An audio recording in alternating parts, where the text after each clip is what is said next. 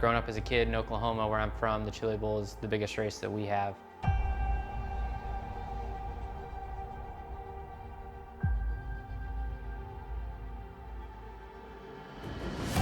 The Chili Bowl has kind of been my favorite race of the year.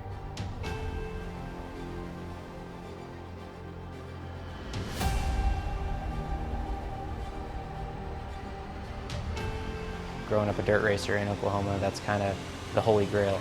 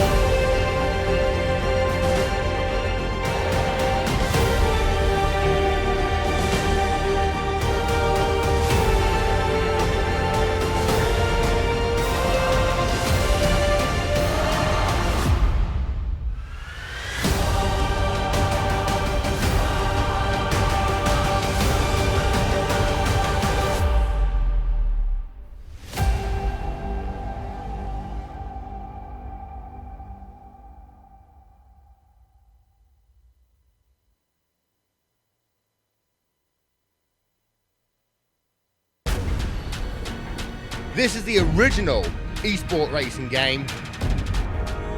This is iRacing.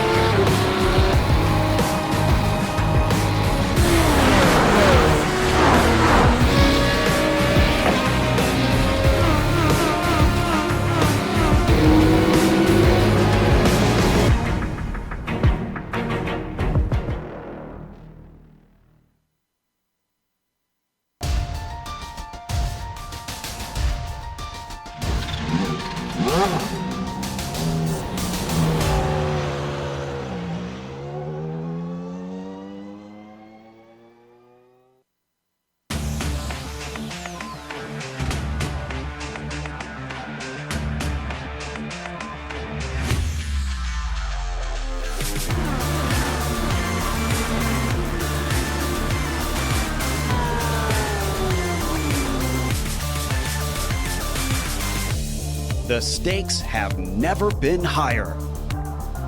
The competition has never been stronger. 42 drivers, 25 rounds. One will be crowned champion.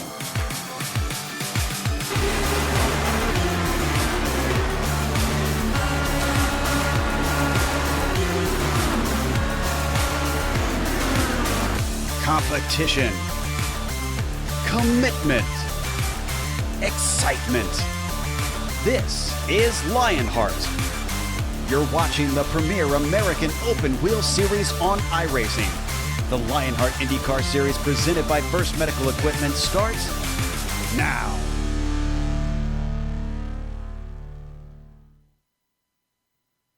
Sponsored by First Medical Equipment, Competition, Commitment, Excitement. This is Lionheart, streaming cyberspace into your place from Michigan International Speedway. The Global SimRacing Channel brings you round 16 coverage from Michigan International Speedway. It is the Lionheart IndyCar Series 2019 season championship. The site of the first ever Lionheart race is the host venue tonight as the league drivers make their annual pilgrimage to the green hills of Michigan. The high-banked ovals will be a welcome relief from last round's narrow confines at Charlotte. The drivers will need to balance the draft with the need for clean air as tires fall off. From green flag to victory donuts, watch it all play out as all the simulated Dallara IR18 racing action streams your way as the Sim Racers 4 Mental Health 200 comes your way right here on the iRacing Esports Network. From the Wolverine State, hello and welcome to another GSRC broadcast and the Sim Experience Countdown to Green. Over the next 15 minutes, GSRC will bring you all the storylines, all the stats and facts you'll need to appreciate the Sim Racers for Mental Health 200 that will immediately follow as we indeed count down to green. Up in the booth to bring you our bird's eye view is former real-world IndyCar driver Richie Hearn, joined by yours truly, Bill Soup Zahn. Amjad Yaman has director duties, armed with cameras locked and loaded by Dougie Beard. And now this is one of those times when I need to pinch myself to assure myself that I'm not actually dreaming, because my booth mate has actually raced on this track in the real world at life and death tempo. Richie Hearn, your thoughts and memories of Michigan. Yes, thanks, Soup. And here we are at Michigan International Speedway, located in Brooklyn, Michigan, just east of Detroit. Super fast speedway. This is probably the place I think I saw 250 miles an hour on my dashboard in 1998, so it's a little bit of eye-opening. It's very wide, 18 degrees banking, 73 foot wide. So you're going to see a lot of 3 wide and possibly 4 wide around this track. Not the hardest track in the world, but probably one of the hardest things to do is to manage those tires, as we already mentioned. So that's going to be something to watch out for, and managing your fuel consumption. But probably the best way to get an eye view of what this track really looks like is to jump on board that GSRC lap guide. Hello everyone and welcome to the Global SimRacing Channel. I'm Brian Yazek, taking you for a spin around the Michigan International Speedway, my personal home track here in the GSRC IR18 IndyCar. Without further ado, here we go. So you see, for the money lap, for the qualifying lap, get it right down there to the apron. Don't let it drift all the way up to the wall. You're just going to be scrubbing speed. Bringing it right down here to that yellow line. Try not to hit that apron. The car will spin out in a heartbeat. Bringing it right out here, bringing it a little bit out towards the fence, maybe not come all the way out. Again, the name of the game is to not scrub speed. Down here into turn 3 once again, nothing different than 1 and 2. Bring it right down to the bottom. Don't let it come all the way up either. Come it right down there, drive straight from the apron. Watch the gravel there on the infield, across the line there. Now as the run moves on, and probably beyond even lap 2, you're going to see guys all over this Michigan International Speedway. Up here in about this 3rd groove, I wouldn't go venture higher than that just because the car tends to wash out a little bit. But then here comes the defense maneuver. You're going to see, guys, this track is 4 or 5 lanes wide on the backstretch. You're going to have to block every single one of them if you're the leader. Down here into turn 3 again, letting it float up here. You can go a little bit higher than you can in 1 and 2.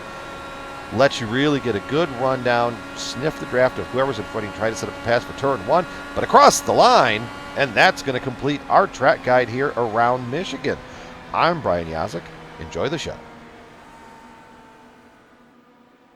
And there we have a couple laps around Michigan International Speedway, and you can see how wide it is. So there are definitely going to be multiple grooves. Track's not that hard, but really the tricky spot is going to be coming off that turn 4 into the pit lane if we do have some green flag pit stops. The Countdown to Green is brought to you by Sim Experience, the team behind the AccuForce Pro V2 direct drive steering systems. By providing unparalleled realism and the most advanced tuning features on the market, the AccuForce provides a significant advantage to any sim racer. It can also make for an effective training tool for real-world drivers. For more information on the entire Sim Experience ecosystem, including their GS5 seat, Stage Series motion systems, and the SimVibe software, visit www.simexperience.com. And please use the promo code SimXLion to get 5% off your SimVibe software. Thank you, Richie. All right, let's take this opportunity and look at the points as they stand right now. We're going to start by looking at the raw numbers.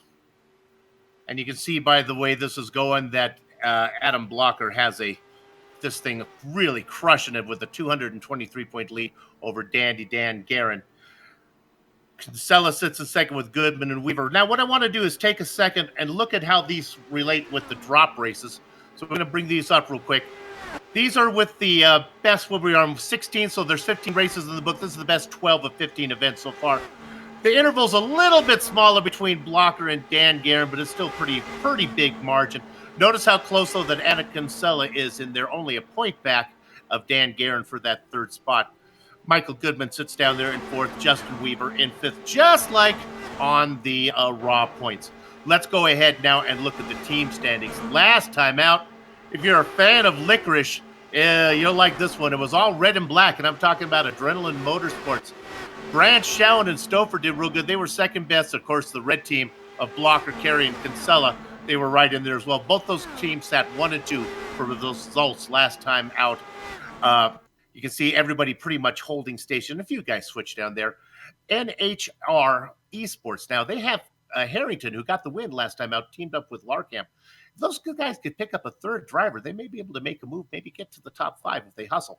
All right, so that takes care of the team championship. Those team championship brought you, of course, by Plasma Tracks, and I neglected to tell you that the Drivers' Championship, of course, comes your way thanks to First Medical. Here's Richie to talk about the rookies. Yeah, and the Rookie of the Year standings are presented by Butt Kicker. And as you can see, we got Damon Martinez up in the front. Mike Rigney has moved up one spot due to his ninth place finish last time out, and it's really tightened up the gap there for the first 4 or 5 guys. We've been watching this all season. We got 10 races to go. I think between Martinez, Rigney, Hill, Carey, and possibly Paul Jenkins there, it's going to come down to one of those 5 guys there. So this will be something to watch. We've kind of gotten to the point in the season where you're not going to be able to afford any drop races. So we'll keep an eye on that. And of course, Hill, your cleanest driver out of everybody. You know, the best of the best in the iRacing World Championships, as well as many of the top private leagues like the one you're watching right now, are showcased right here on the iRacing Esports Network. If you haven't done so yet, make sure you subscribe. And GSRC is proud to be part of the IESN stable of broadcasters. Considered the premier fixed setup racing league for the Dallara IR18 on the iRacing service, the Lionheart IndyCar Series honors the memory of the late Dan Weldon. And if Dan was around, he would really love this next segment, as it is indeed time for the fan favorite, Professor Slugnug's Setup Corner. Professor, what are you working on today? Dieter, what happened to the power in the lab? What's going on? You know, Dieter, we were talking earlier, Kiss, Plaster Caster, one of my favorite songs of all time. Wait a minute. No. Oh, Soup, Caster. No. Oh, we're talking about Caster. You know, well, this season we've talked about camber, which is, you know, how the tire leans inward or outward, basically. Caster is the measure of how far forward or behind the steering axis is to the vertical axis. What's this axis thing? You know what? Think about, when you think about Caster, visualize a motorcycle for a second, okay? I want you to draw a vertical line from the middle of the wheel straight up. All right, that's what we call the pivot point of the wheels. Now draw a line from the middle of the wheel directly up the forks of the bike. Okay, that angle between those two lines, well, that's called the caster angle. Now, most every vehicle uses positive caster, Soup, and the more positive caster, the more the car wants to keep doing the thing that it's doing. If it's going straight, it'll want to keep going straight. If it's turning, it'll want to make the car continue to rotate. Now, the trade-off is that it requires more effort to change what the car is doing. Now, that means a heavier steering feel, if you will. Now, most vehicles on the road, your passenger vehicles, well, they all have power steering. And it's really not an issue there. But Indy cars, they don't have any power steering. Okay, so any type of caster change can really make a big difference. In general, you want to run as high a caster as possible you can get away with, while recognizing that the driver's arms need to last him the whole race. And, well, depending on how your feedback settings set in your wheel, it could be a real workout, especially in that Lotus 79 that will be running tomorrow night. On the ovals, though, the caster adds an even further element by using asymmetrical caster. Just Google asymmetrical, ASY-metrical. But having more positive caster on the right side of the car, it will make the car pull to the left. This makes the car more stable from turn in to mid-corner. Get it, everybody? Less stable getting off the corner or into straight lines. So there you go. That's all about caster. Kiss still a great band, and Plaster Caster still a great song. YouTube that after the race, guys. Thank you for that insight, Professor Lugner. And I want to speak from all the drivers in the Lionheart IndyCar Series saying happy birthday, Mr. Sean Ambrose, turning half a century old today. Isn't that right, Sean? Yes. I don't know who Sean Ambrose is, but I heard it was his birthday today, Sam. Yeah. Okay. Thank you very much. Sincere thanks. For me, Professor Lugner. All right, I got a race to do. So, see, I was going to sing for you, but we're out of time. Samuel Ryman jumping in there from the track. Congratulations to him. We wish him the best of luck, and we wish Professor Lugnut's alter ego a happy half-century turn-in today. Good job for that, and thank you for that. Richie, we're always picking up new viewers. I hope they're not watching right now, but if they are, go ahead and tell them about the race details. Yeah, and these series details come to us thanks to Minus 273, the premier name in karting gloves.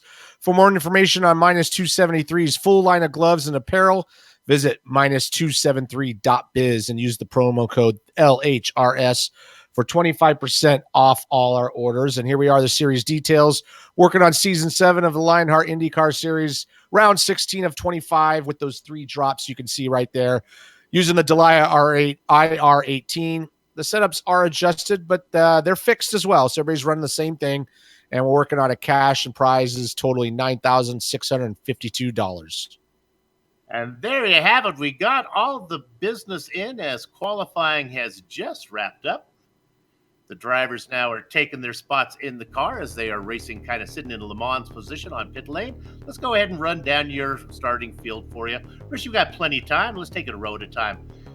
You know, I got good news and bad news for Dan Guerin. He sits on the pole. The bad news is in the Lionheart IndyCar Series, no one's ever won at Michigan from the pole. Outside of him, nice qualifying for Mike Cohn. Richie? Yeah, Chris Lanini is going to be starting third, and right next to him, Dustin Wardlow. Having a bad season by his standards would be Brian Yazik. He's going to be in 5th. He's going to be flanked by Michael Goodman. Starting 7th will be Jason Galvin, and next to him will be Tyler Groff. We got Ron Hacker sitting in 9th. He's inside of, that's right, boys and girls, he's backstage Carroll. Starting 11th will be our own Samuel Ryman, who you heard from right just a second ago, and starting 12th will be Ken Hacker. In the Baker's Dozen position, it is our points leader, Adam Blocker. He's going to be cited by Tony Schowen. Starting 15th is going to be Paul Jenkins, and starting 16th will be Andrew Kinsella. 17th and 18th are filled by George Anzaldo and our top rookie, Damon Martinez. Starting 19th will be Brian Carey, and starting 20th will be Brian Greenlee. With an ace and a face card, it's Joe Branch. With a pair of deuces, Chris Stouffer. Brandon Limkerman, it'll be starting 23rd, and starting 24th will be Justin Weaver. 26th and 27th, Stefan Larkamp and David Altman. Starting 27th, starting 28th will be Scotty Johnson, and starting 29th will be John Hill. Have I got us off there? There we go. Altman at 27th, Johnson at 28th, Hill at 29th. I'll take these guys. 30th is Bart Workman. Let's get to an odd number. That's me. I'll do this odd number. Bobby Mikas, the Von Hansen's meat machine back there in 31st, with Big Joe Hassard, Richie, in 32nd. Then you get these guys that didn't put in qualifying. Joe Flanagan, Isaiah Dupree, Brian Beard, Mike Rigney, and James Brandt. I think the person we skipped over was Robert Bluen, who's starting 25th. Bluen. All right, we got him now. Let's go ahead. We got 3 onboard cameras today. We're going to start with the man up front in the Sim Racers for Mental Health onboard camera. It's Dan Guerin in the number 8, sitting up front now. Joe Hassard in the number 11. He's got the butt kicker onboard camera. Get haptically immersed and bring more realism and immersion to your sessions. TheButtKicker.com. And there we have it. We got 2 of them today. All right, this is a big track, so we only get 1 pace lap. We got everything out of the way. We'll give you our race analysis in a little while. Just let you know that we're going 100 laps, 200 miles here in Michigan. Round number 16. Beautiful Medina Mendez, as always, behind the wheel of the pace car. She glides it in nicely. Turn the control over to Dan Guerin. Competition, commitment, excitement. This is Lionheart. Dandy Dan Guerin leads the field down into the first corner. The Watchman, Mark Cohn, right behind him. Lanini, sleepy, with a great qualifying run, sits in third. A little bit of fighting going on for 4th position. Brian Yazik in his familiar blue HPP machine moves up into 5th. Wardlow stuck on top, being challenged by Goodman. Nice and clean so far. Yeah, here comes Mark Cohn on the outside of Dan Guerin. As these tires are fresh, you're going to want to run that yellow line all the way around the bottom. It's the shortest distance, but this track is abrasive, so as the tires wear out, you're going to want to start moving up the groove and start running that outside line. If you're curious about if we're going to get a clean race or a messy race, well, it can go either way. The most yellow flags here at Michigan, they've had 11. The least yellow flags, how about all the way through on green? 0. Look at this battle going on for third as they are 3 wide. Oh, we got no, get loose. And losing it. That is Chris Lanini. He gets straightened out. That may not bring out the yellow. Yeah, oh, no, but we got other cars in front of him. Yeah, it looked like Sage Karam got right into the back of Chris Lanini. I just happened to be watching that, and he just kind of misjudged pulling out and going around the outside and caught him in the rear. I think, and Stouffer and Lanini there, Lanini has lost his nose.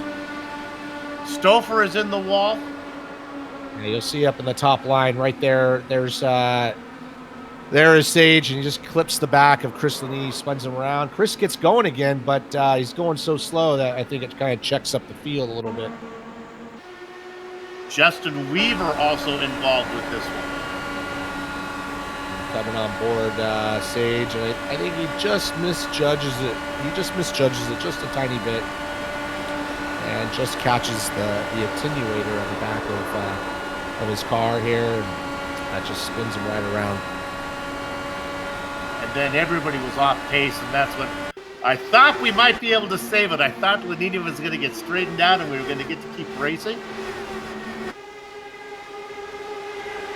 We do have one taker for the pit stop as Brian Yazik's coming in from 3rd spot. So fuel mileage, I don't know what it's like, what it is, but it might be a little bit of a concern. So topping off early might be paramount to being there in the end. We come back live, and interesting enough, I don't know, Chris Lanini lost a wing. We'll see how many people actually make a stop. Everybody coming in. We'll give you our race analysis in a minute as everyone coming in to make those pit stops.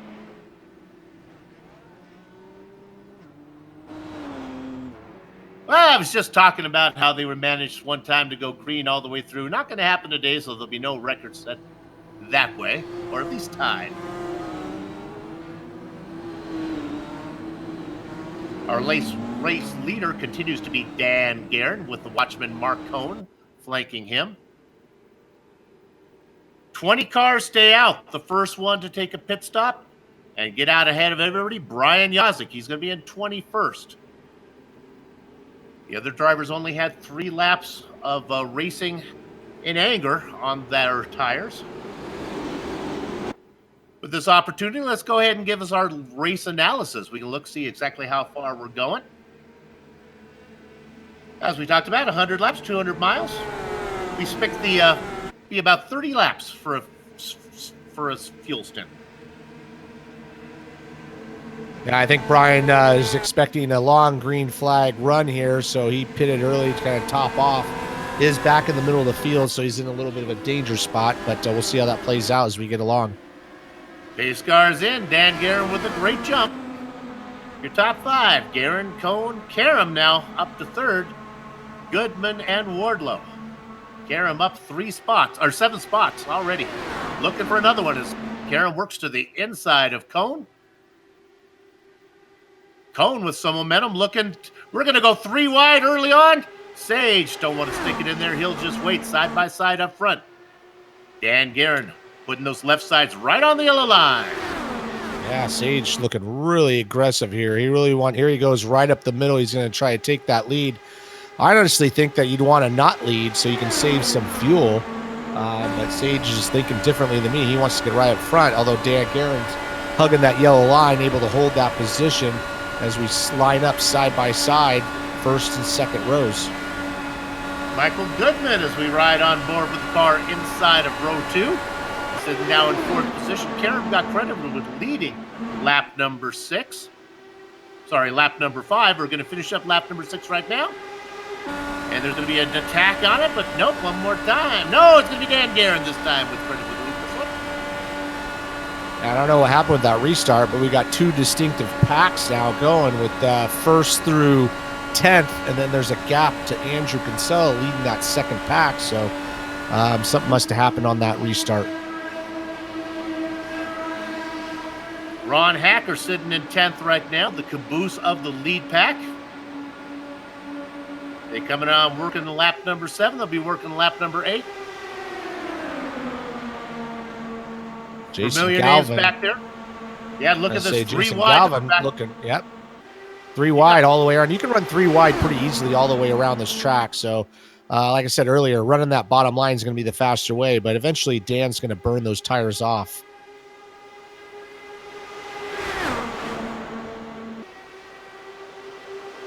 Fun racing up front. Yeah, it's pretty much a draft fest. You know, it's just pretty much just finding your rhythm, finding where the momentum's going. Early on into this race, we're only working lap 8 of 100, so I think everybody's just kind of feeling it out at the moment. If you look on the tower there on screen left, you can see the top 10 all within, what would that be? About 0.6 of a second, then the big gap back to, right now it's Andrew Kinsella. And actually the racing back at 11th, a little more intense than it is up front right now. Kinsella, that's Ken Hacker. The white and blue and gold car down low, that's Big Joe Hasser. Yeah, it's just as angry. A pack running in the 11th through, looks like 24th position.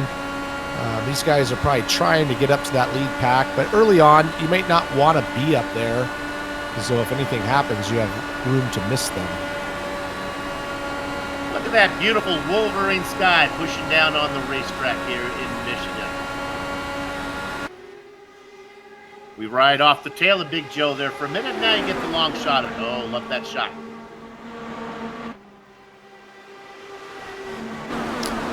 Yeah. Close quarter racing, but very well behaved other than that first incident we had early on, lap number 3. Yeah, I think everybody's just kind of lining up, just seeing what's going on. It's going to get hectic as we get closer to the end.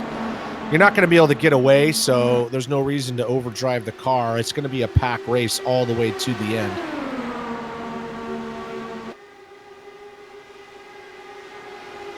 Right now, Dan Guerin just happy to hug that bottom line all the way around, trying to make these guys go the long way. As you can see, that Sage Karam recently running second. He's dropped all the way back to 10th spot, so I don't know if that was by design. Maybe he realized he was burning too much fuel and just decided to drop back and get in the draft and just ease off a little bit.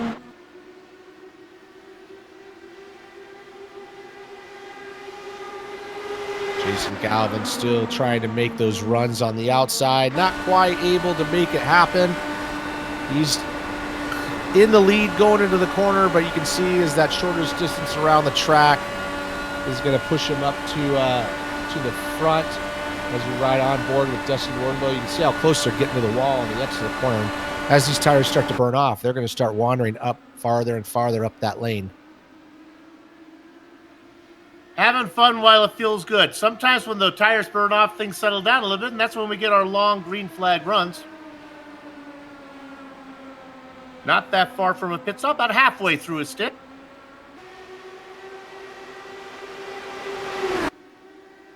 Yeah, I can go about 30 laps, they say, but we did have some early yellow flags, so you can save quite a bit of fuel. So it's about under yellow. Usually it's about 1.5 laps for every lap of yellow. Getting a little close there, but they keep it going. Already working lap 15 here. Laps go by quick, and we'll run under the green. You can see how that line is forming up on the outer groove as we go into the corners. Ooh, very close running between Garrett and Jason Galvin. Oh, big crash. Big crash. Looks Got a like couple getting cars upside down. getting in the wall first was Dustin Wardlow. He almost turns over. Ron Hacker does turn over. Ron does. So Wardlow gets in the wall, Hacker goes by him, and then Hacker kind of glances off him, puts him in the wall, and he goes over.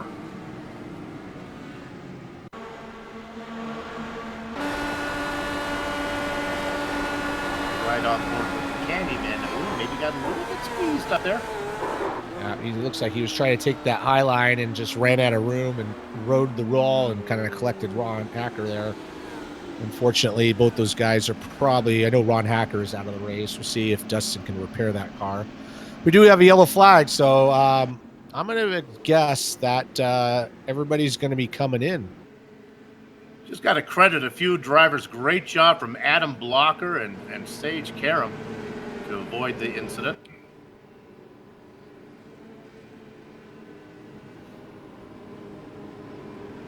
Coming around, I think you're probably right. This should be everybody coming in this time around.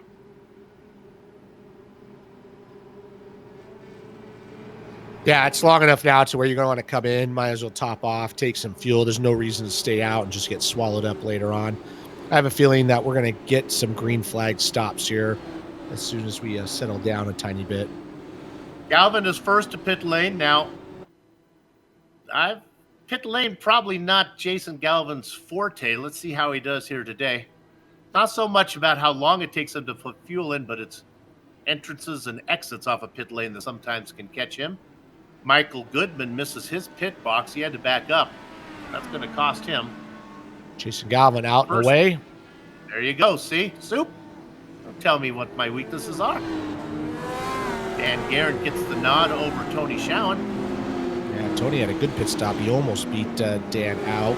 Obviously, Michael Goodman had some problems, so he's going to fall down the line. But this is going to basically re-rack him, and we'll line him up again. If you're fans of Chris Lanini, well, he's the contrarian, as he's the only driver who stays out.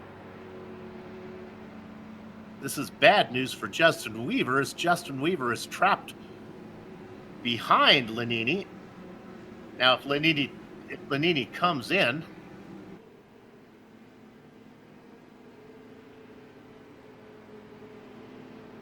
if you remember right, Lanini was involved in that first incident. So he took a pit stop. He's only been out there, well, about 5 laps less than the rest of these guys. Justin Weaver had anything to say about it, he'd recommend that the 92 come in. And maybe he will. No, he's just teasing us. Here he comes.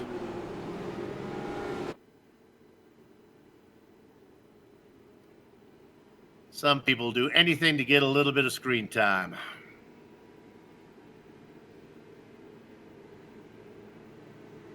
All right, the lights are off, the pace car, so we'll go around this time. 2 miles.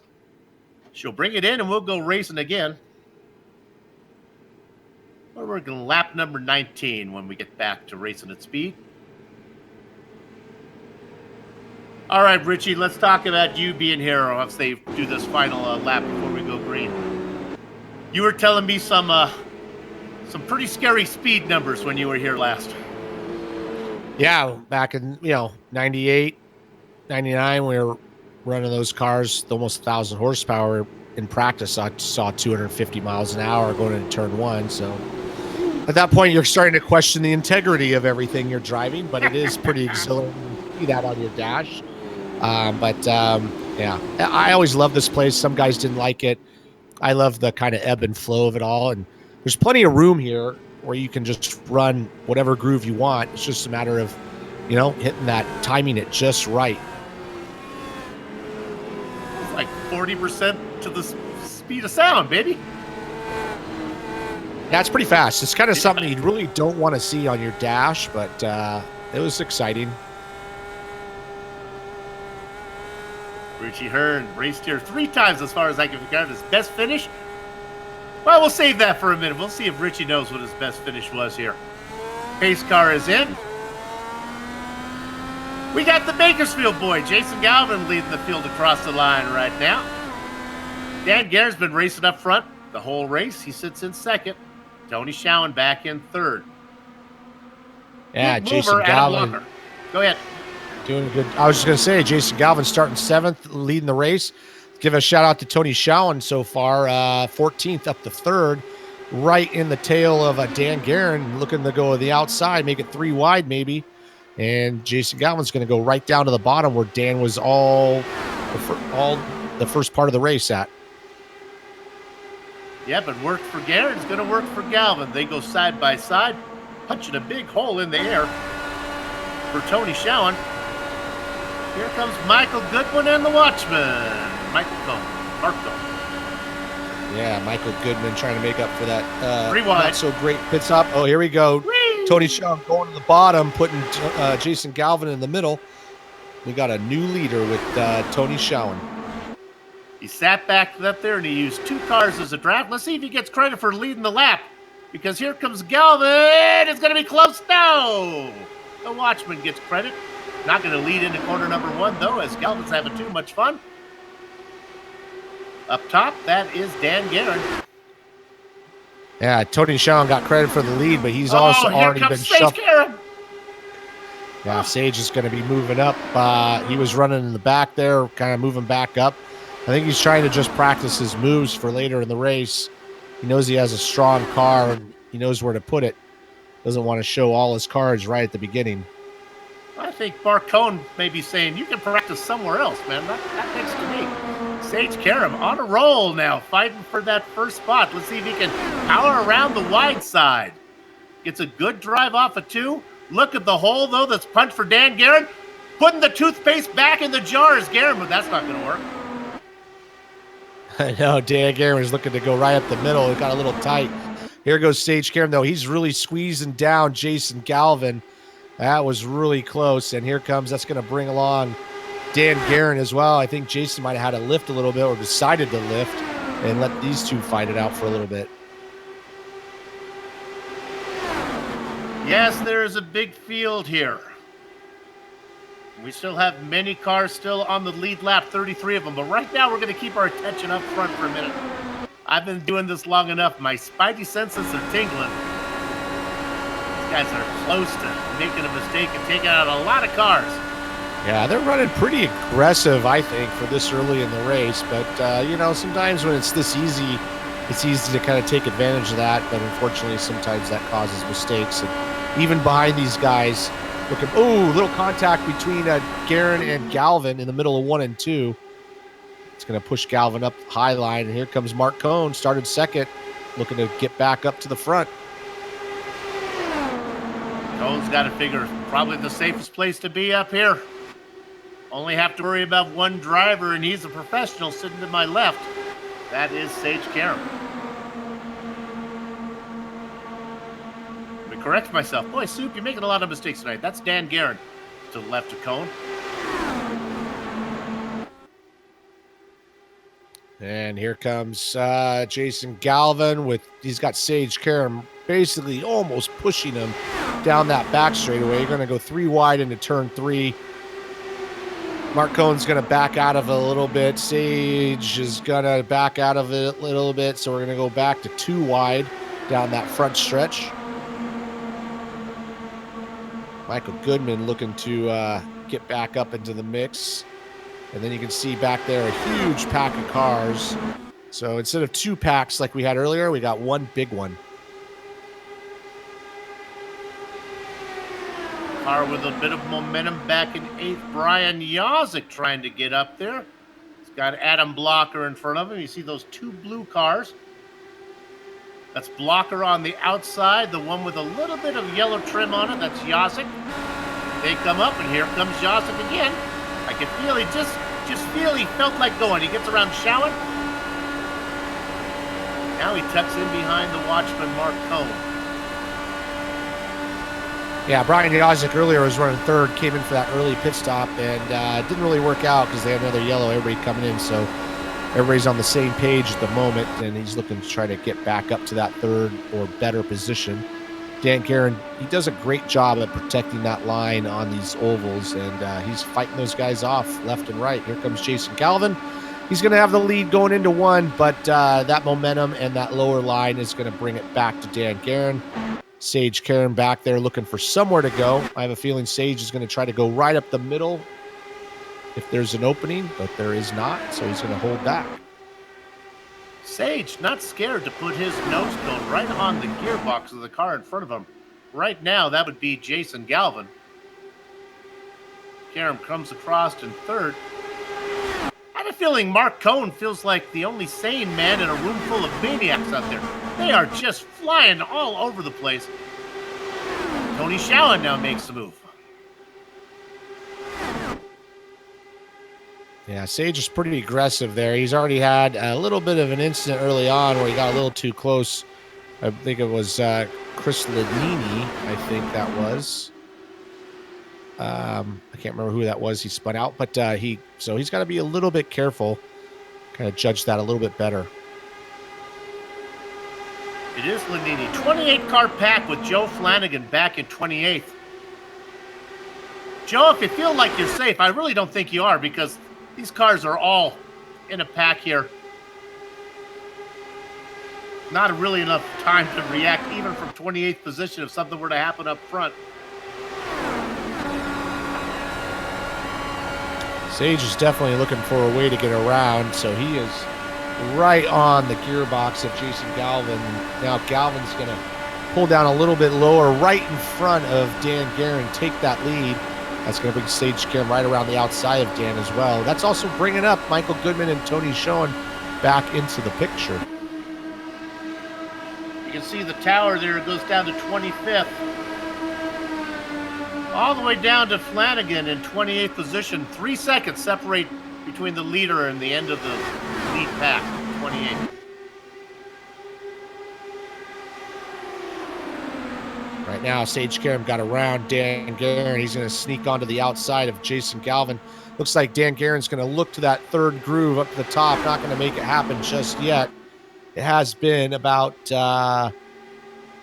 15 laps since we pitted last, so the tires are going to start burning off. We're going 3 wide into turn 3.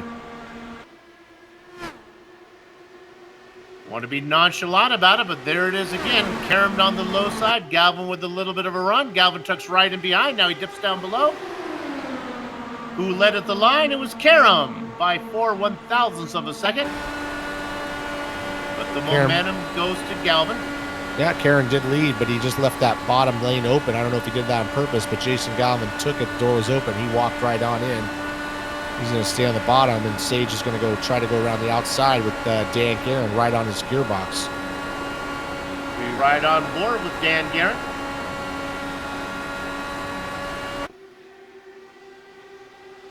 Boy, you can see them all fanned out.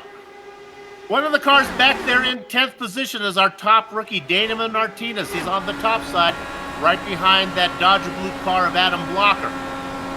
Now Martinez moves down to the inside, trying to pick up a few more spots. Got Big Joe Hassard behind him. That car down low, don't worry about that.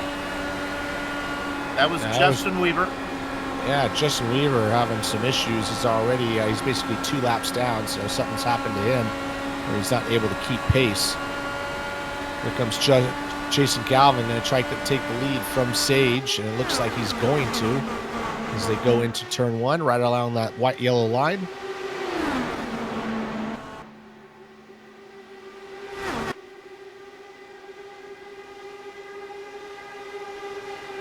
Working lap 35.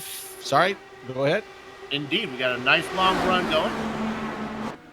Guerin looking at the bottom. Let's see if he gets credited with leading this lap. I don't think so. I think it's going to belong to Karam.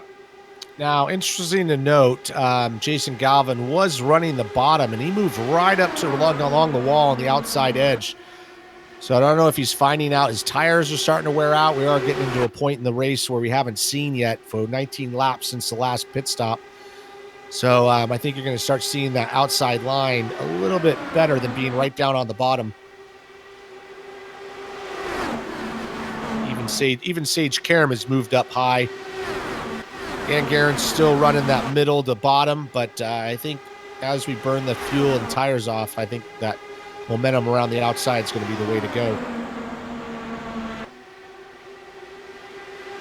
20 lap stint for everybody here, so we're going to be looking at a pit stop pretty soon as they race beneath the clouds here. One of the fluffy billows in Michigan floating by.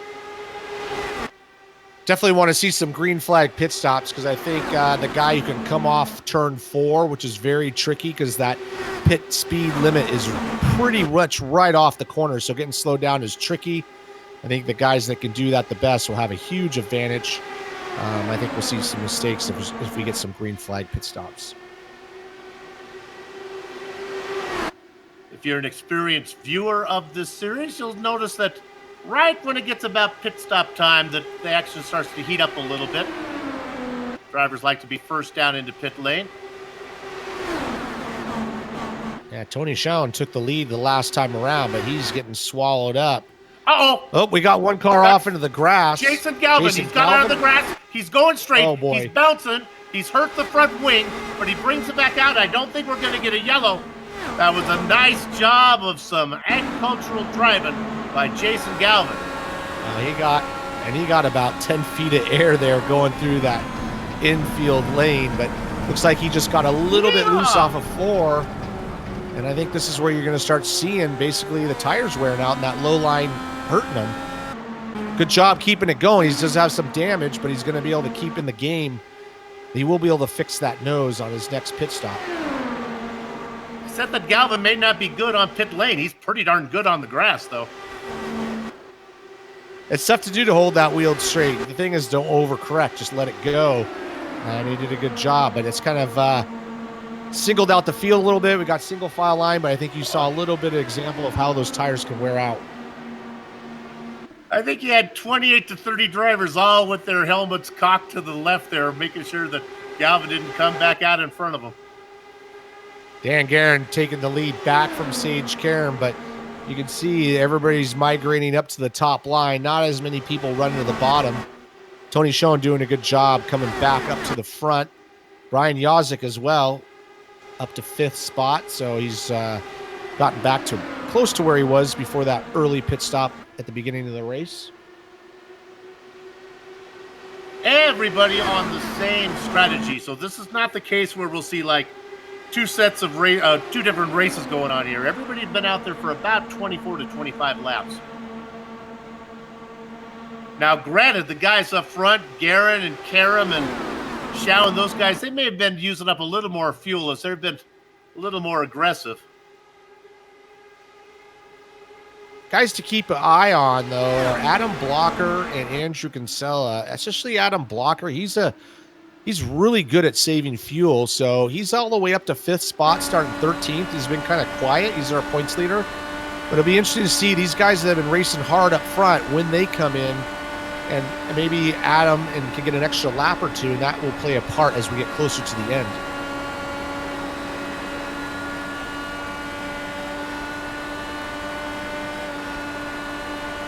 Pass for the lead. As we ride on board with Blocker, you can see the pass being done up there.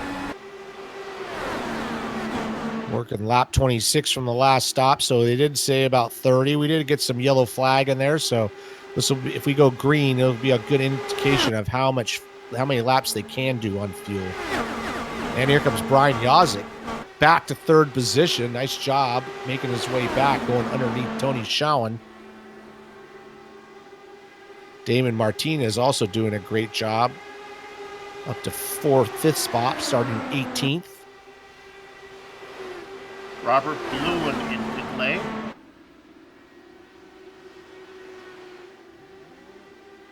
Of course, Damon Martinez, our Rookie of the Year standings leader. Trying to see where the other players are. They're pretty far back. Rigney's down in 26th, John Hill in 28th. So he's got a nice advantage right at the moment.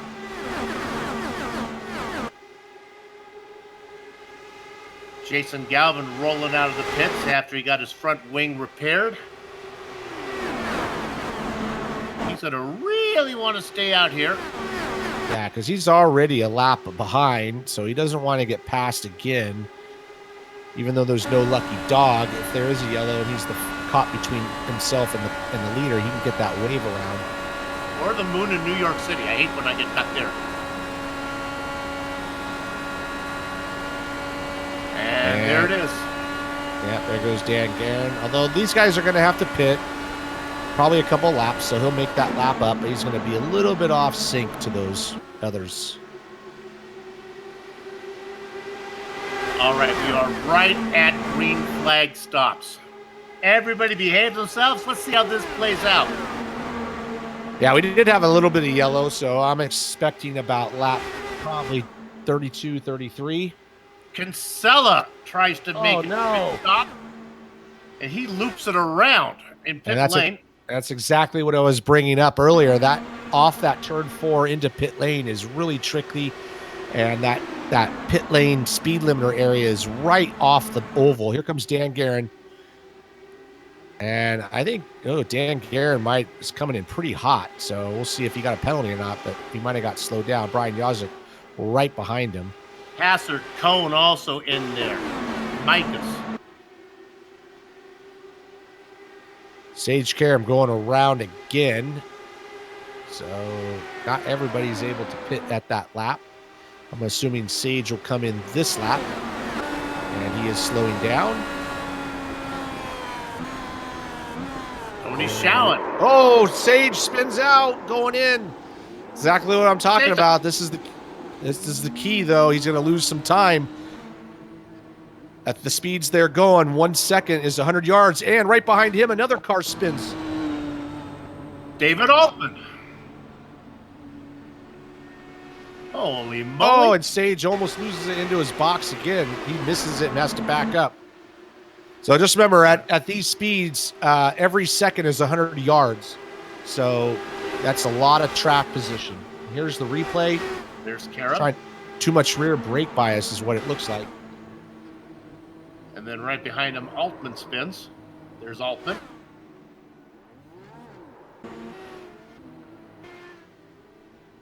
Everybody coming in now. Yep, everybody coming in. The key is going to be our leader from before, Dan Guerin. He pitted. We'll see where he comes out relative to some of those others that had problems. Damon Martinez inherited the lead, but now he comes and he has trouble getting it loaded up. And you're trying to make up so much all the time you can, but Paul it just Jenkins, comes up who to was you in quick. second, he spun it and just nosed it in the wall, coming into pit lane. He's lost his nose. Yep, there we go. Just kind of what I pointed out. That's going to be real important on these green flag stops. This is really going to shake up the field. So, we're going to look at Jenkins. When I think this all settles down, I'm looking maybe Brian Yasek as our leader. We'll see. Ouch. There you have that. Ricky Hearn, you surely did talk about it, the issues from pit lane. Yasek is our leader. Was our leader, as now they're right behind. That's Galvin, who's a lap down. The car up top, that's your new leader. That's Big Joe Hassard from 32nd position up to 6th.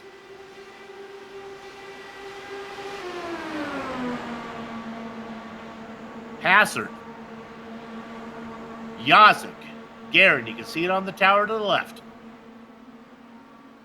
Yeah, Big Joe, he must have had a hell of a pit stop. We didn't catch that because he's gotten right in front of Yazik and Guerin.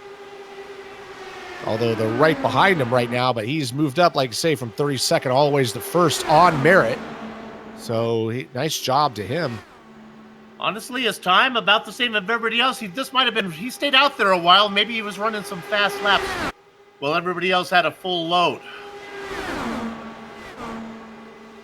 Good to see Big Joe up front. I was saying Jason Galvin right in that mix. He's still a lap down. He lost 2 laps on that mistake he had.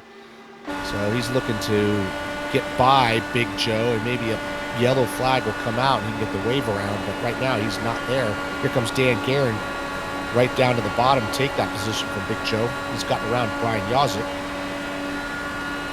27 drivers on the lead lap, the last one being Paul Jenkins, who nosed it into the pit lane wall. He got a fresh nose piece, and he's still out there on the lead lap, 23 seconds behind the leader. Yeah, just a second ago we were riding on board with Michael Goodman sitting in 4th spot, so he's doing a good job. He had a problem on one of those pit stops, so he's able to get back into play. Looks like we have basically a 5-car group here, including Jason Galvin. Will make it 6, but the top 5 guys are kind of separating themselves from the rest of the pack, which starts with Sage Karam. You can see how much time Sage has lost with those mistakes on the pit lane. He was the leader, and now he's basically almost about 2 seconds back. Now, I just want to get you into the thinking here of car number 42, Jason Galvin.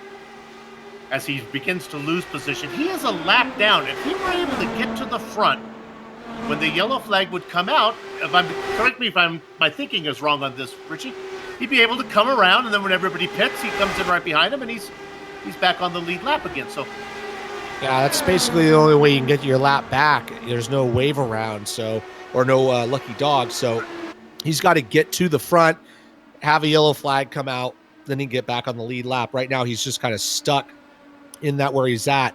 If the yellow does come out, unless he doesn't pit, he's going to be basically still a lap down. And how about a new name as our leader? Coming across, going to lead lap number 56, working 57. The New York driver, Michael Goodman, but that's short-lived as there goes Dan Guerin. I'll have none of that.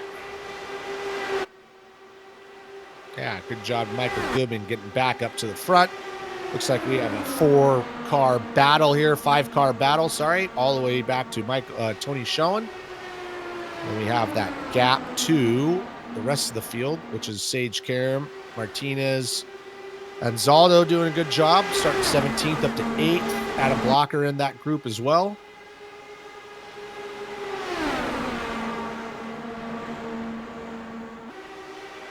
Dan Guerin goes to the bottom, takes that position back from Michael Goodman. So looking at the numbers, if we go green all the way, we still have, 42 laps to go. So they will need one more stop if we go, well, even no matter what, we got to have one more stop. But I'm hoping for green flag stops since it really mixes that thing up. Yes, indeed. Director, let's drop back to 6th and 7th position right now. This is Damon Martinez and Sage Karam. These guys are doing their best to try to get back up to the lead pack, and they're not that far back behind Galvin there, who's back. They're there now.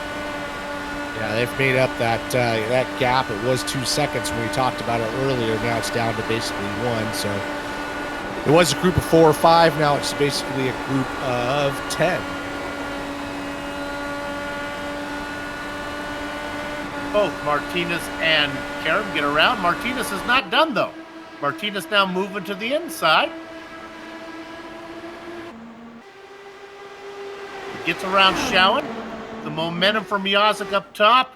Martinez took it in really shallow. He's going to lose a lot of momentum side by side with Schoen right now.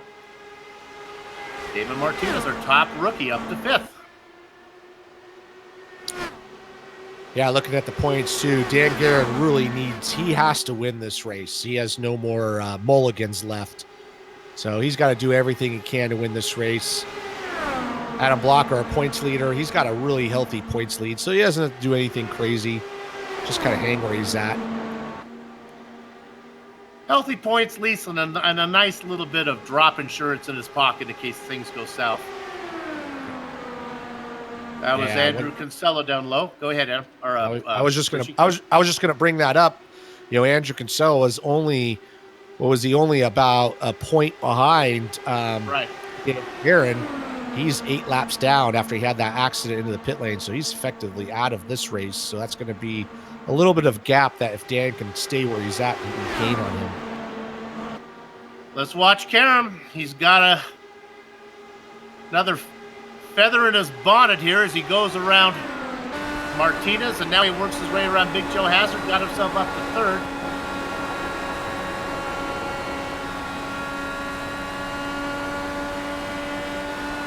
And since the inside seems to work, how about Brian Yozik in that blue and yellow machine? Also looking at the rookie point standings, Damon Martinez sitting there in 6th. His closest competitors are nowhere. Ryan Carey sitting 27th. Basically, Mike Rigney's 15 laps down, so he's effectively out of the race. John Hill sitting in 24th, so he's looking to separate himself and kind of grasp that Rookie of the Year standings with both hands. Hill doing what he does, just staying out of trouble. Keeping it nice and clean. I have and a feeling. Honestly, John, I was going to say, I have a feeling. Oh, yeah, that's what I was going to say. It's quiet right now, but as we get to like 20 to 10 laps to go, I think we're going to see some craziness out there. Goodman underneath Guerin for the lead. Joe Hazard, who started up front when we went green this time, doing a good job. Racing down low, 4th and 5th. The veteran of Hazard racing with the rookie of Martinez. Jason Galvin's hopes of getting to the front, that's not going to happen as he's fallen back. There's 7 cars between him and getting back on the lead lap.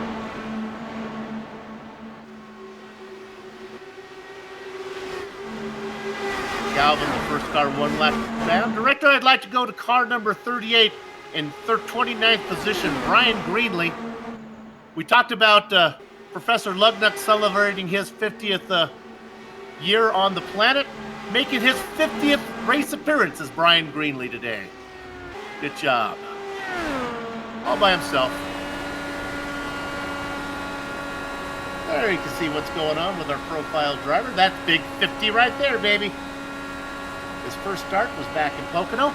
I'll tell you this, though. He's coming off his best result of the season. First top 10, 8th place last time out. That's Charlotte. Brian, it's not easy being Greenlee. Fan favorite. Pass for the lead. I say it with a cavalier attitude as Michael Goodman goes under Dan Garrett.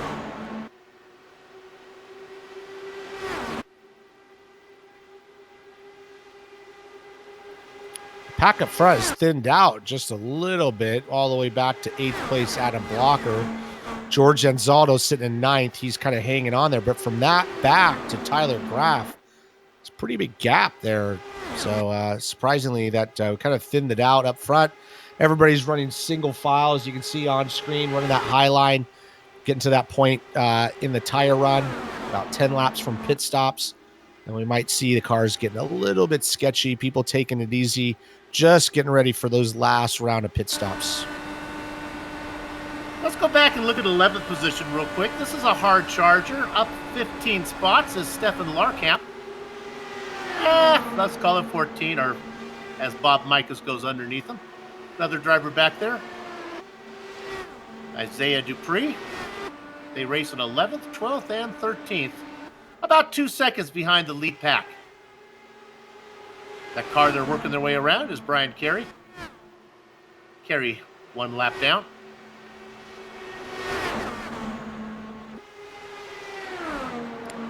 Dan Guerin, Michael Goodman switching spots up front. Sage Karam just hanging tight in 3rd. Pretty quiet up front, though. Not as crazy it was earlier. I think everybody's just kind of, like I said, getting settled for that last pit stop. Laps are going by quick under green flag conditions, working lap 70 of 100, so we're getting closer to the end.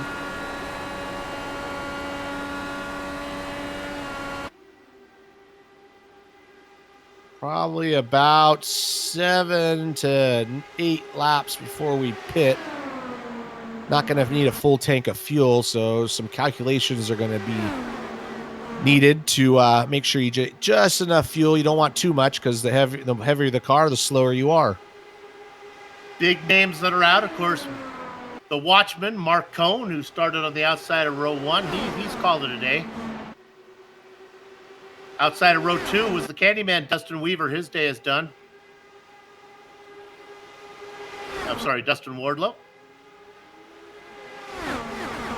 Speaking of Weaver, let's see if where is the Moby Dickie's machine here today. Yeah, he's struggling in 30th spot, 4 laps down, so he must have had some contact in some of those earlier wrecks.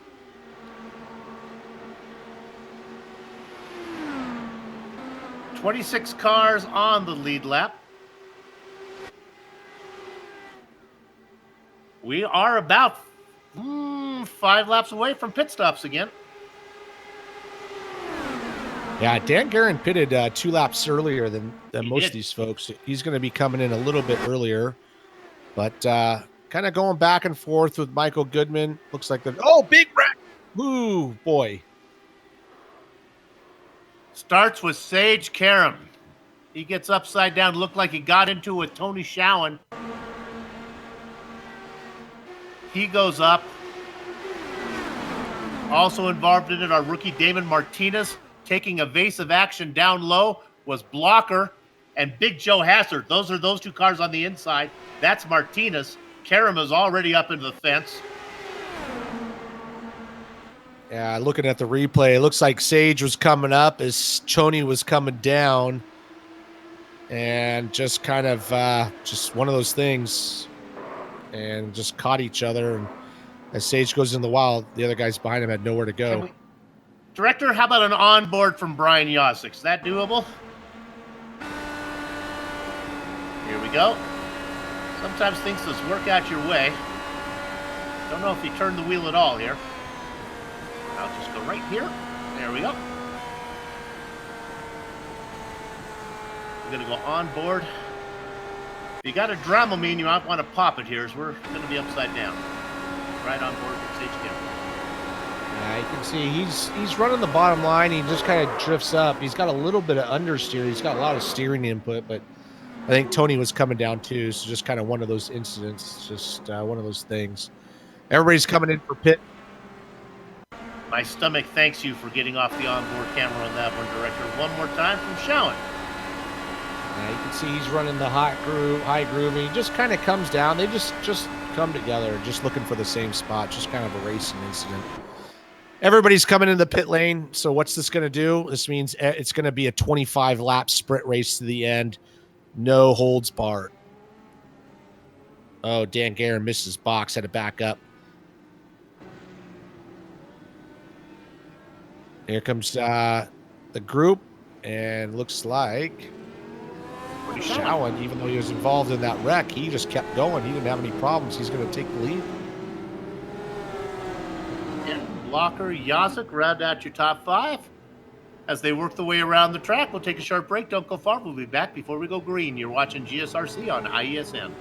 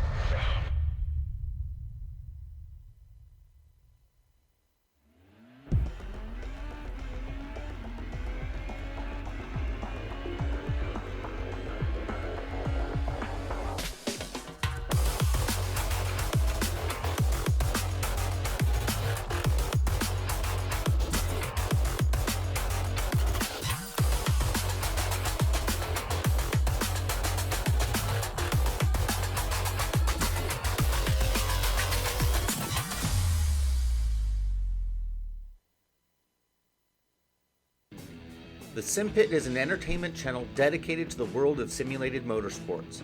The SimPit is a leader in providing the sim racing community with news, reviews, interviews, DIY pieces, and instructional videos to make sim racing a better experience for all.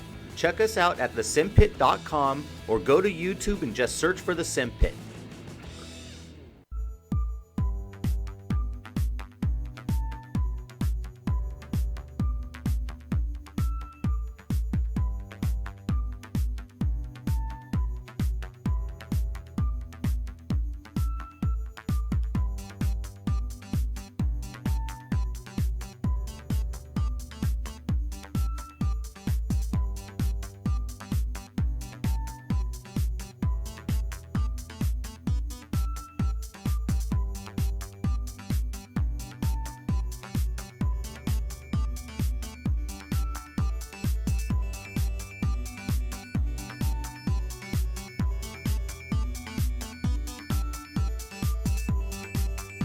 Competition, commitment, excitement. This is Lionheart.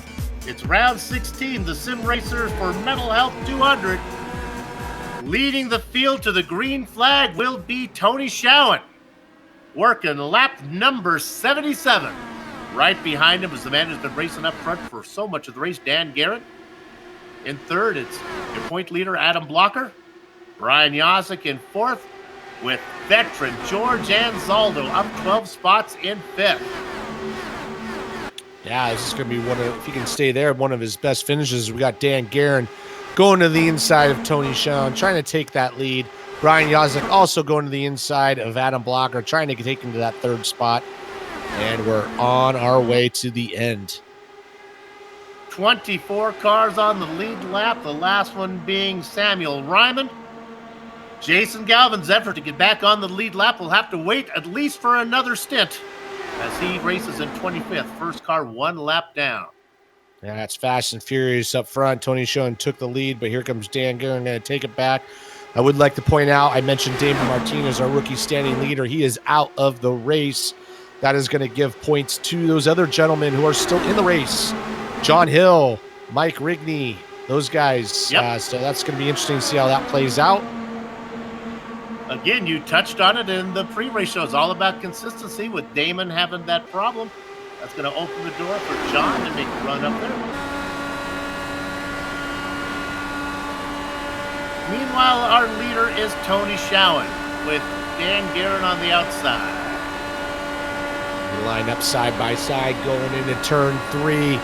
Starting to shuffle around a little bit. We have Tony Schoen in the lead, but Dan Guerin's going to take it back. Adam Blocker on the inside. Brian Yazik on the outside. George Anzaldo doing a good job hanging in there in that pack there on the outside. He's got Michael Goodman right below him trying to take that position. Sometimes you just get the feeling with Adam Blocker that he just sits back there until he says, all right, time for me to show these boys what the championship is all about. Blocker now working to the top, trying to get the lead. He is our defending champion as well. Look at the run up on top. That is George Anzaldo right behind that blue car of Blocker. Brian Yazik, awesome job getting it back up to second spot. He's going to look for the lead here. Going to take that bottom lane. Adam Blocker thought about going with him, but he's not going to. Brian Yazik is our point man with Dan Guerin right behind him. After that, they're spread out 2 by 2 by 2 by 2 by 2 and back. They are indeed, and all those cars with a chance to get up there. Yeah, with that yellow flag, we've just re-racked the whole field, brought them all together. So first through 24th, it's only 6 seconds. So even that guy, Samuel Ryman, in 24th has a chance if something happens up front here. Adam Blocker put him in the lead. He's probably tired of following people and looking. He's probably thinking it's safest to be up front. Look at that pack, weaving back and forth as they come at you.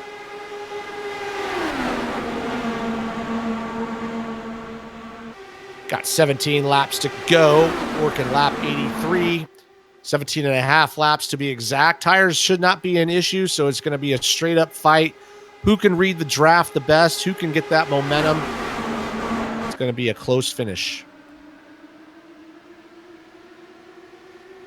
As they come around.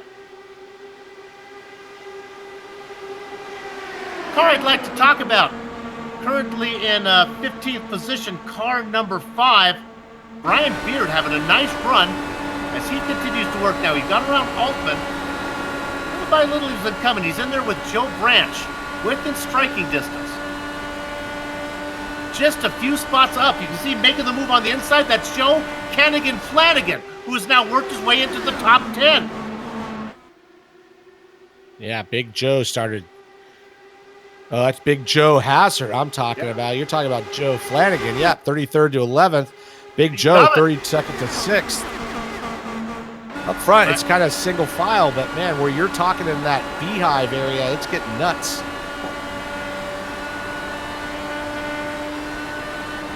Pass for the lead. Schoen going underneath.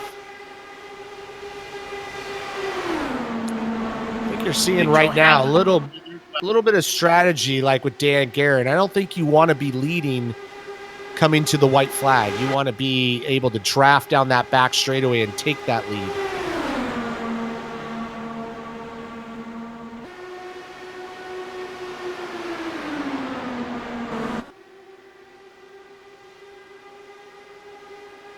All right, now with a run, that's George Anzaldo. He gets Flanagan. He gets Anzaldo. Here he comes. George Anzaldo with a run for the ages.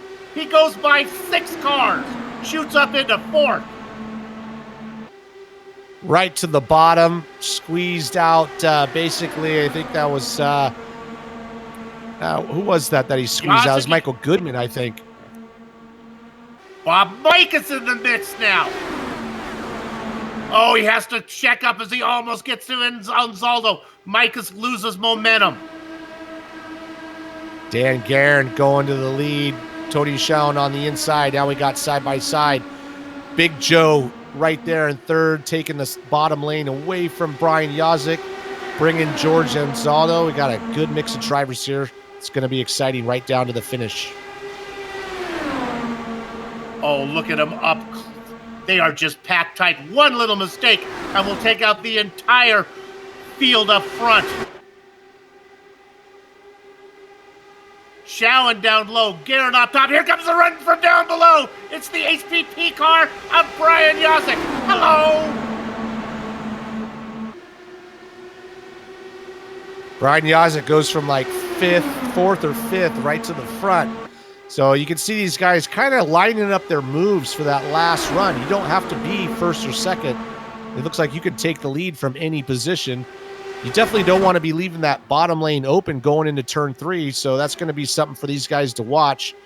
I still think that Dan Guerin has something for everybody. He's been our strongest racer the whole time. I think he's just kind of trying to play it nice and quiet until we get about 3 to 4 to go. The draft is so strong and the track is so wide that you can make a run from 5th or 6th. Looking to the inside now is Bob Micus, yep. Yeah, Bob Micus going to 3rd spot, going down to the bottom of Tony Schoen, putting Big Joe up to the top. He's going to take that position. Big Joe started holding it steady, though. He's going to take it back as he's got the draft picking up Dan Guerin right in front of him. Now Big Joe's going to go to the bottom. Brian Yazik up to the front. Oh, we're racing on borrowed time right now with a run to the inside. I sure hope we go green all the way. Got about 9 laps to go. I want to see where that final move comes from because, like you said earlier, you can make that move from any position, it looks like. So it's going to be the guy who can just put his car just right. Here's an example of it. Look at Tony Schoen. That's exactly what I was talking about. That's exactly what I'm talking about. You can get that run just right. You can go from 6th to 1st right to the checkered flag.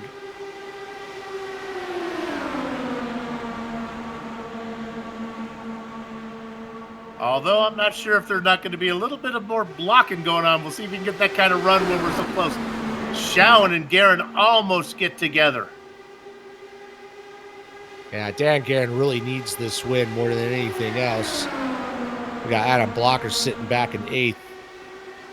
He's got the most to lose, so he's got to just fight for everything he can get. But Tony Schoen doing a good job holding on to that position. He's giving it up just now to Dan Guerin. So Dan Guerin goes back to the point man. Put Tony Schoen back in 2nd. George Anzaldo, awesome job all the way up to 3rd.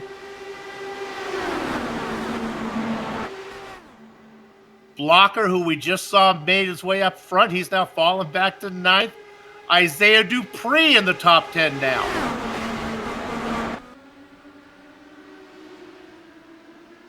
You got to watch up front, but you got to watch about 3 rows back for the guy who gets the run.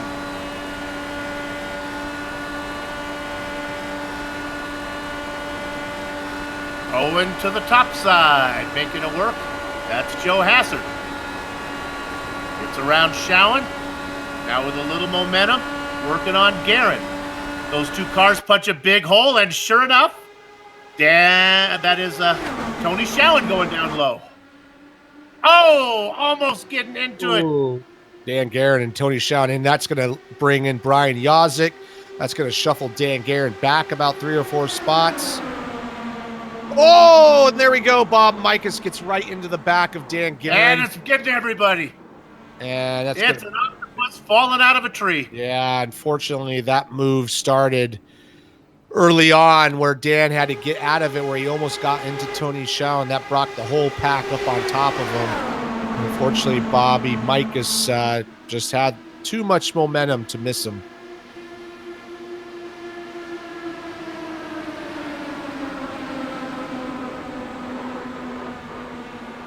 A lot of cars involved in that one. Yeah, right out of 3, Dan Guerin had to get out of the gas, and the pack is swallowing him up. Bob Mikus just comes up, just has so much momentum. He goes to the inside, but Dan didn't see him and just kind of goes to block, and that's just the way it goes. Here you go on board with Bob Mikus. You can see he goes low, and Dan goes to block. I don't think he realized how much momentum he had, and that's the end of both their wins. Mikus bounces up into Goodman. You're going to see Goodman. He's third to the scene here after Guerin and Mikus get together. Boom. Goodman goes over. Isaiah Dupree also went tumbling. Here goes Dupree. Yeah, that's too bad for some good guys who are doing good. But let's look at what we have left here. We got Big Joe Hassard on the point with Tony Schell, Brian Yazik, George Anzaldo, Joe Branch. Look at those guys from 4th through 8th, starting 17th, 21st, 27th, 33rd, 26th. So it shows you that qualifying is not that important. It looks like we're going to have probably, a 2-lap shootout? Yeah, I'm thinking. Rookie Dave Hill, not involved in that incident. He's in 15th. He's going to come into pit lane.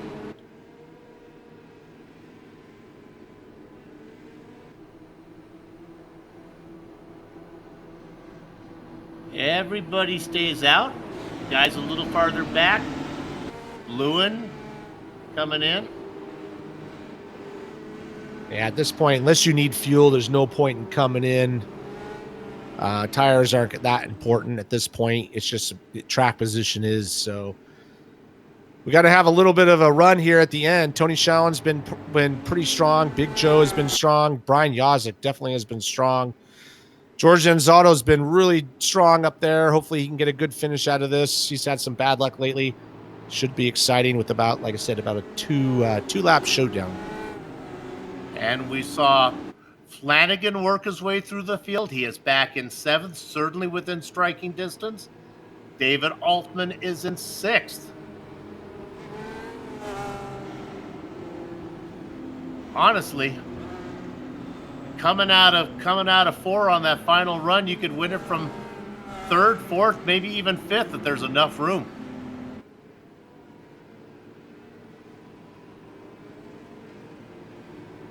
Yeah, we've already seen those moves happen already. So if you time it just right, it's a matter of just getting to that bottom lane.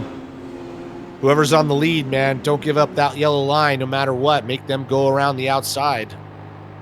Richie, does Big Joe Hassard, does he have to worry about this restart, about getting too far in front, or is it just time to go and protect that inside line?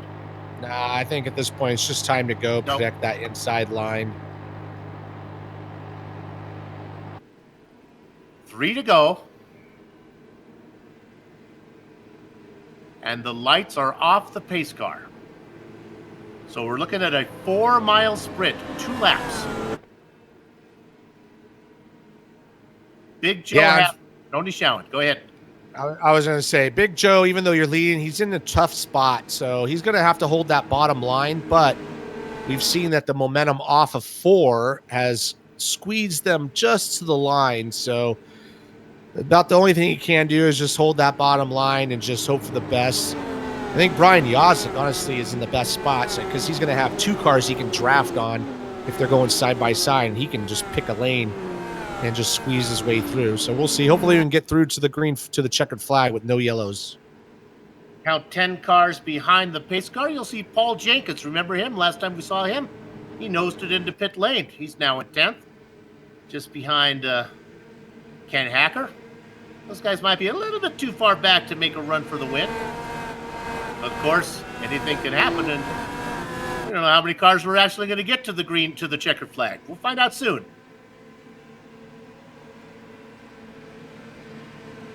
The pace car will pull in. 2 laps to go in the Sim Racers for Mental Health 200. Big Joe Hazard gets on the throttle. Showen gets going, and Zaldo has a bad start as he is back and forth, losing ground to the driver in third, but there's plenty of time for him to catch up to Yazik. They are spread out up front. About a 2-car length lead from Hazard to Showen. Here he comes, Richie. And he's going to take the bottom lane. Big Joe gave it to him. I don't know if that was by design because they are coming to the white flag. I don't know if you want to be leading coming out of 2 on this last lap. So we'll see. Tony Showen taking the lead. We'll see. Oh, here comes Big Joe. He's going to try to take lead. And as I said, Brian Yazik, he's got 2 cars to draft on. It's going to be a 3-car race to the end here. George Zaldo doing a good job holding off Joe Branch for that 4th spot. Yazik with a huge lead back to 4th position. It's a 3-car battle, and you could put him under a blanket. Hazard up in front. Showen down below. There's no momentum for Yazik. They go into 3rd. Into the 3rd corner. Showen tries to get underneath. Now they come out of 4. Now it's going to be a drag race to the flag. Taking the low line is Hazard. Big Joe Hazard gets the win. He wins the Sim Racers for Mental Health 200. Yazik will take 2nd. Showen blinked away out of corner number 4. Did he hit the incident limit? I can't believe it if he did. Joe Branch will get 3rd. Tony Showen nowhere to be seen. And Zaldo and Joe Flanagan rounding out your top 5. Yeah, it's saying Tony Showen was removed from the server, so I don't know if he hit his incident limit. Showen scored first car 1 lap down in 20th. Watch this. There he blinks away, and that took away really any chance that Yazik may have had of getting a good draft. The car in front of him's not there anymore, and suddenly Yazik has nothing but air in his helmet. Win to the helmet for Brian Yazik. Win to the trophy case for Big Joe Hazard. That's going to do it for us here. The racing is over. We're going to take a short break, but we'll come back, run down the entire finish order, talk to some of the drivers. Hopefully, maybe we'll talk to see what happened to Tony Showen. Don't go far. We'll be back in a few. You're watching GSRC on IESN.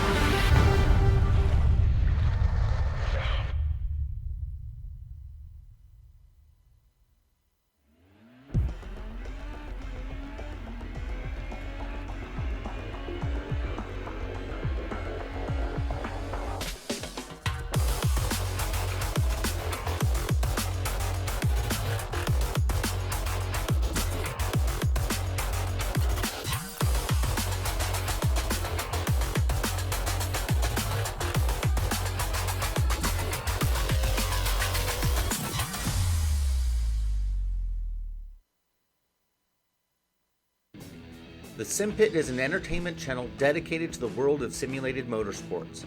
The Sim Pit is a leader in providing the sim racing community with news, reviews, interviews, DIY pieces, and instructional videos to make sim racing a better experience for all.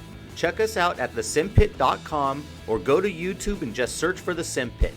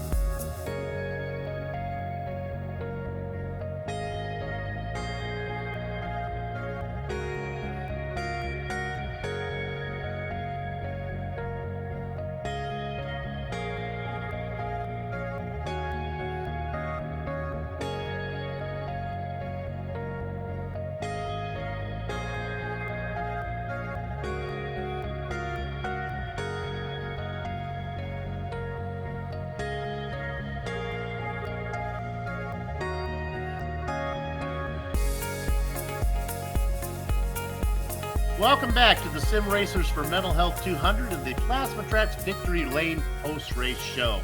If you're struggling to find something for the person who has everything, I have the website for you. Plasma-tracks.com not only produces original racetrack wall art, motorsports trophies, home decor, and motorsports fabrications are also available. Words cannot do justice to the uniqueness of their wares. The only way to fully appreciate their artwork is to see it for yourself. But be warned, one visit and the next thing you know is you'll be trying to convince your spouse why you need a Plasma Tracks wall art hanging in your home. See it all at plasma-tracks.com. Use this promo code LRS2019 to get 25% off your order. And now for 100% of the Sim Pit finishing order here for the Sim Racers for Mental Health 200. Okay, coming out of the final corner was Big Joe Hassard, Tony Schowen, and Brian Yazik. Big Joe was first to the checkered flag.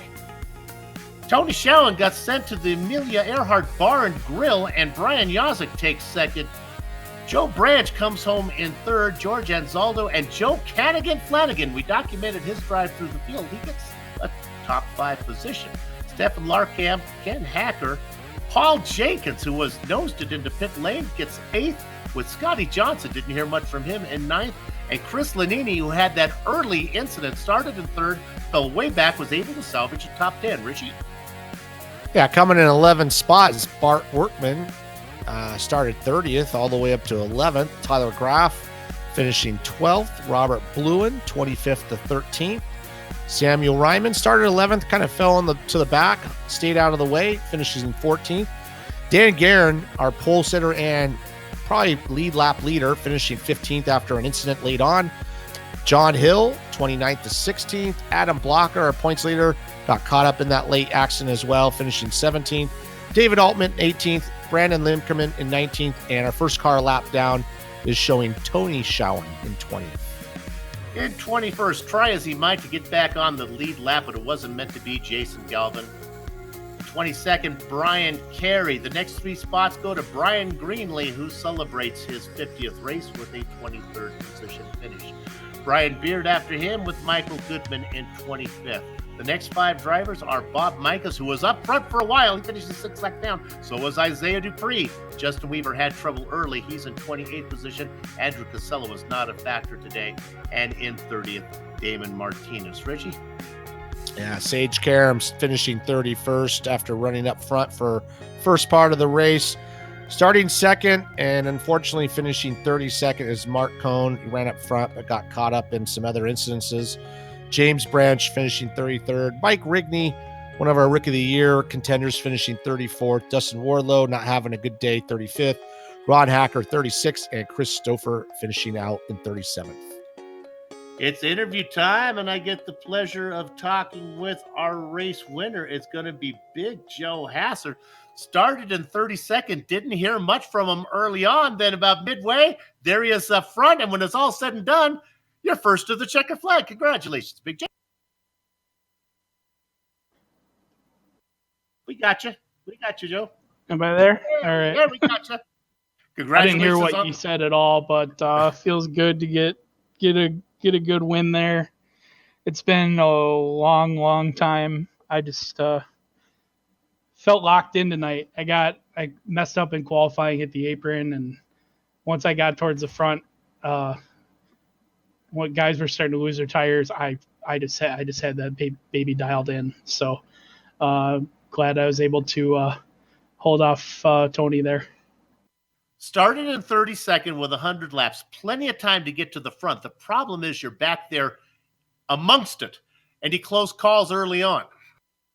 I had to dodge that first wreck. It was really weird because there were guys weaving and stuff, and then I'm like, okay, is the yellow coming out? Is the yellow not coming out? Some guys were braking, some guys weren't braking, and then all of a sudden a car flew across the track way late, and then the yellow came out, and then I had to really get on it. I almost ran somebody over.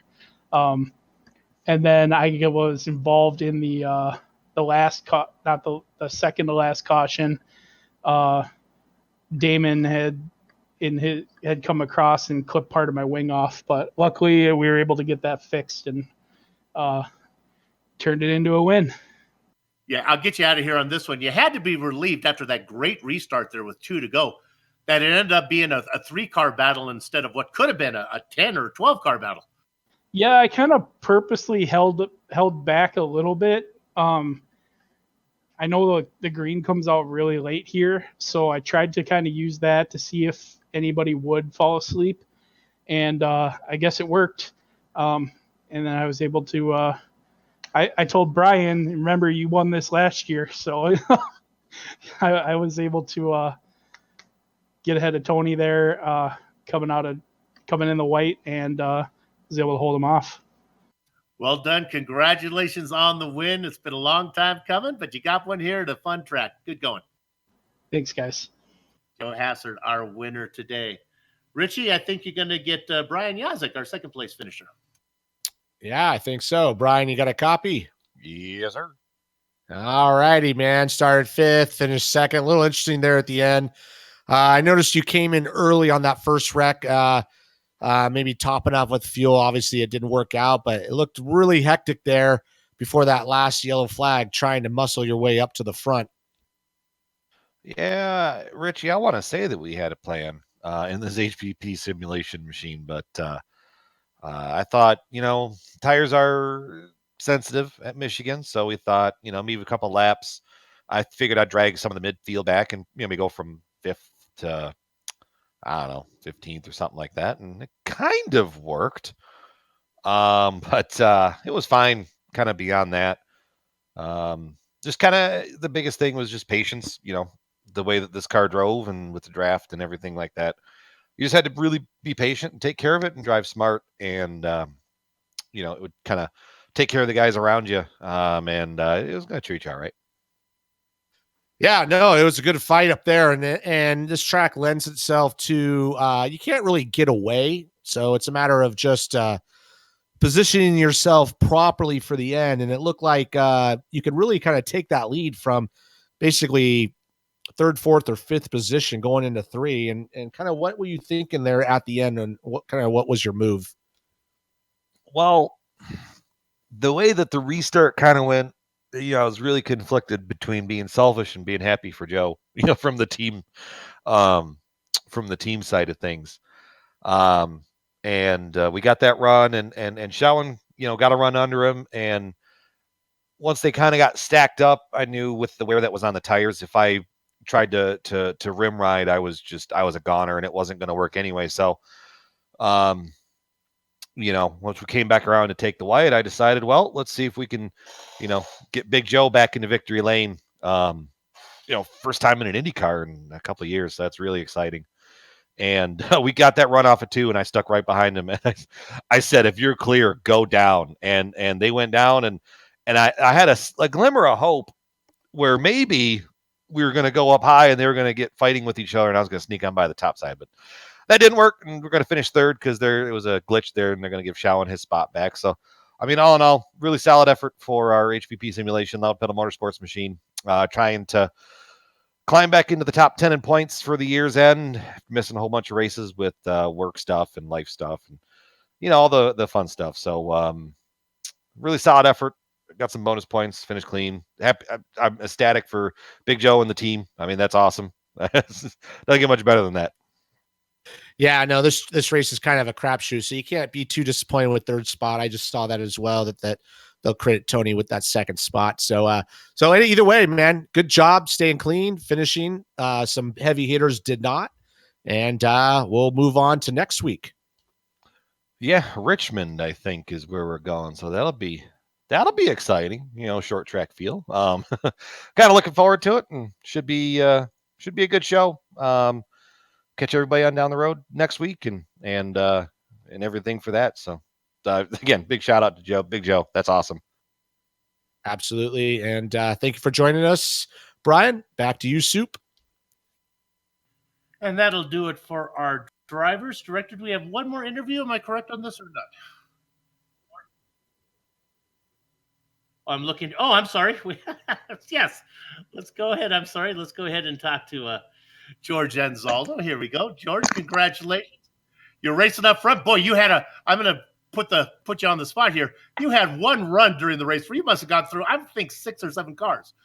Yeah, you know what? The car was feeling good. However, I got some phantom damage early on in that first wreck that hurt my car.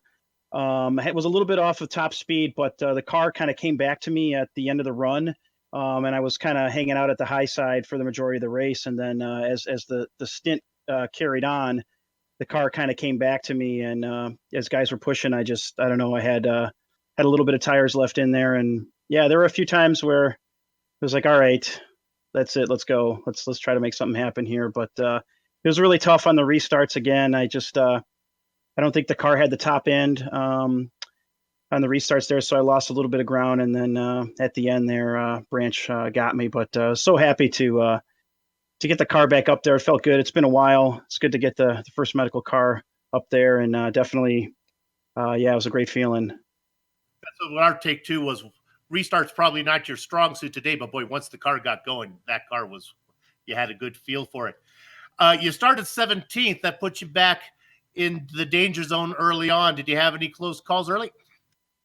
Yeah, you know, the action was really close. It was real intense. Initially, I actually had planned on just taking it easy and wasn't even going to qualify, but it just, I don't know, it just doesn't call for me. And I said, let's go for it. But, you know, with that being said, I'd like to just give just a public thanks to Andrew Kinsella. I mean, the guy, you know, he's basically our race engineer. He puts in countless hours developing these setups for us to give us the type of racing that we're able to put on, which is just really exciting, especially for everyone who's involved here at Lionheart. So I just want to give a shout out to him. You know, he kind of makes it happen for us on track. It's really tough when you've got close to 40 guys with this type of fixed setup environment, but you know, he always finds a way to make it happen. And also just a shout out to the guys to have that many cars on track with this type of close racing to be able to put on a good show. I'm really proud of all the guys, and especially for, you know, the admin team for their work to be able to put this on. So I just really proud about that. So I just want to thank all the guys, and just a good feeling to be a part of all this. So I'll tell you, let's talk a little bit about the setup. I thought the setup was great. It put on a good show. I think its one weakness might have been the car was really squirrely coming down pit lane. My goodness, we had more problems with guys entering pit lane and having issues. Yeah, for me, you know, I wound up adjusting the bias a little bit to kind of compensate that, and then there was this spot that first seam, the bottom of the track was very sketchy, especially coming off of 3 and 4. You know, if the car really wasn't in the right area there, it unsettled it badly. So that was something that certainly everyone kind of had to watch out for. Yeah, pit road could also, you know, you just never know. And these guys are always at their peak. They're trying to get every little inch and fraction that they can on track. And so guys are looking for that hot pit in because they know, you know, what it means on track, especially with the competition here. So yeah, definitely. If you put it on the edge there, you know, the reward is high, but it's certainly a great risk at losing it. Congratulations on a 4th place finish. Well done. Thanks. We're going to talk to right now one of the drivers that had an issue on pit lane. We're going to talk to Paul Jenkins. Paul, we were just talking about pit lane. Boy, you had your issues, but you were able to turn around, got yourself an 8th place finish. Well done. Oh, that was entertaining.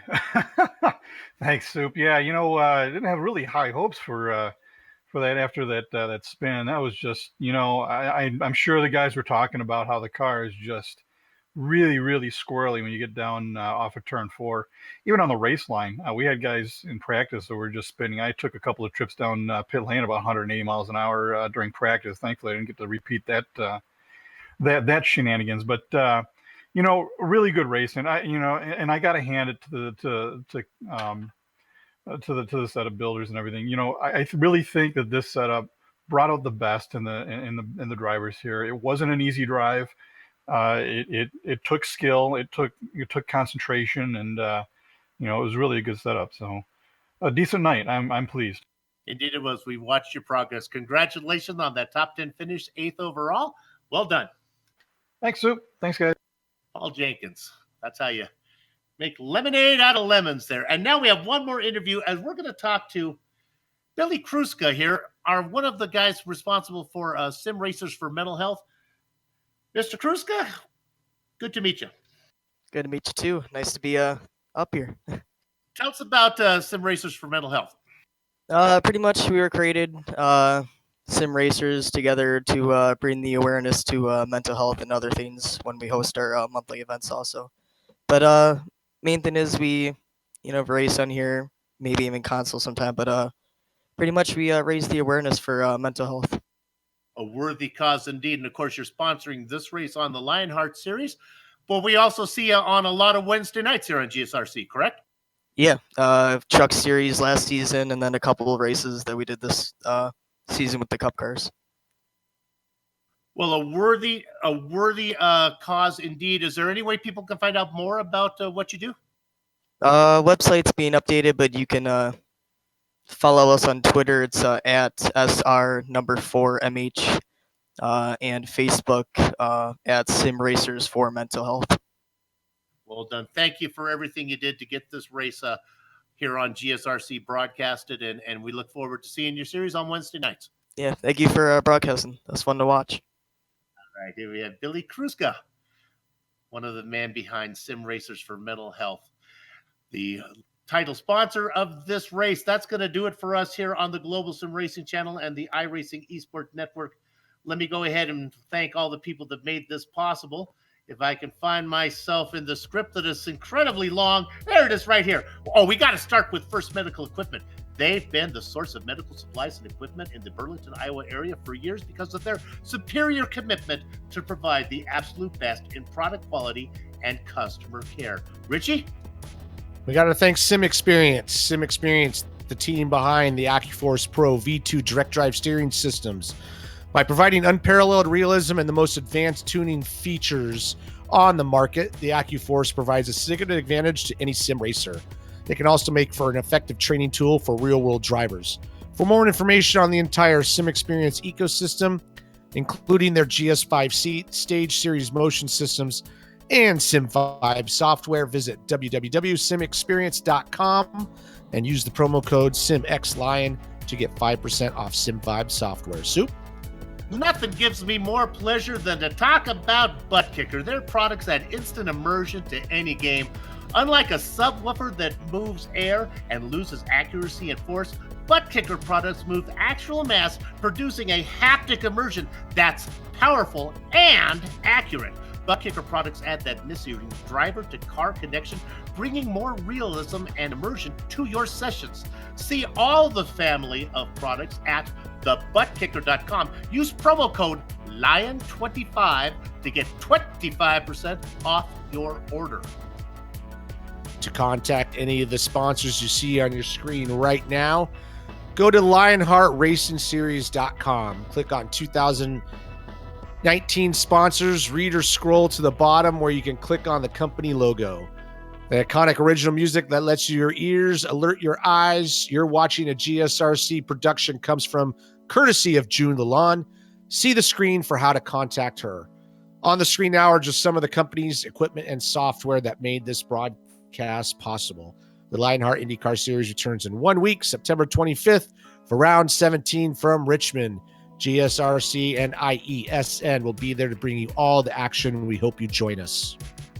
Before your peepers are some of the upcoming broadcasts, so check those out and mark them down on your calendar.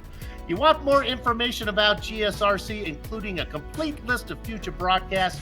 You can find it at globalsimracingchannel.com. We're also on Facebook at Global Sim Racing Channel, Twitter at GSR Channel, and Instagram at GSRC_Gram. And, if you haven't done so yet, head over to our YouTube page and hit that big red button to become a subscriber for GSRC so you don't miss a minute of any of the GSRC broadcasts. Finally, on behalf of the entire crew, that would be Richie, Amjad, and Dougie. And don't forget the professor. I'd like to thank all of you for watching, as indeed it was Big Joe Hazard picking up a well-deserved win here in the Sim Racers for Mental Health 200. With that said, we're off to have fun storming the castle. So until next time, race clean, race hard, and I'll see you on the track.